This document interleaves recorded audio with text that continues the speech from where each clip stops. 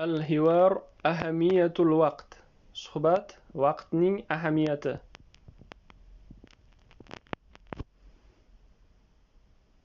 Assalomu alaykum. Kayfa haluka al-yawm? Assalomu alaykum. Qandaysan? Wa alaykum assalam wa rahmatulloh. Ana bi khayr. Alhamdulillah. Wa ant? Wa alaykum assalam wa rahmatulloh. Yaxshi alhamdulillah. O'zingchi? أنا بخير أيضا. كنت أفكر اليوم في شيء مهم. Men ham yaxshi. Bugun muhim narsa haqida o'ylagandim.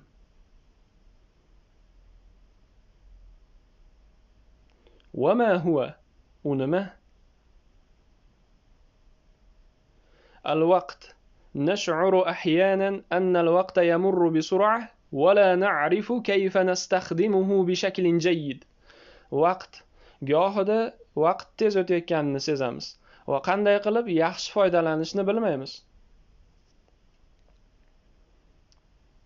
هذا صحيح. قالوا قديما الوقت كالسيف إن لم تقطعه قطعك.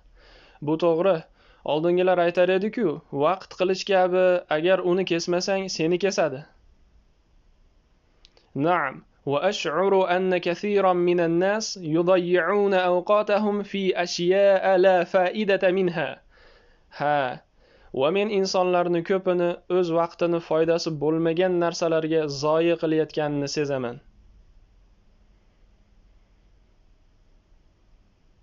للأسف. ولكن هناك من يستغل وقته في التعلم وتطوير النفس والتقرب إلى الله. Afsuski, lekin bu yerda vaqtini ilm o'rganish, o'zini rivojlantirish va Allohga yaqinlashish uchun foydalanayotganlar ham bor. بالضبط. وأنا قررت أن أضع خطة يومية لأستفيد من كل ساعة. To'g'ri. Va men har soatdan foydalanish uchun kunlik reja tuzishga qaror qildim. فكرة رائعة. هل يمكنني أن أشاركك في هذه الخطة؟ Juda yaxshi fikr. Men ham shu rejangizga qo'shilsam bo'ladimi? طبعا. لنتعاون معا ونشجع بعضنا البعض.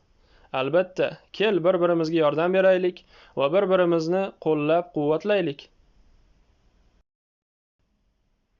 اتفقنا لنبدأ من اليوم. Kelishdik. Bugundan boshlaylik.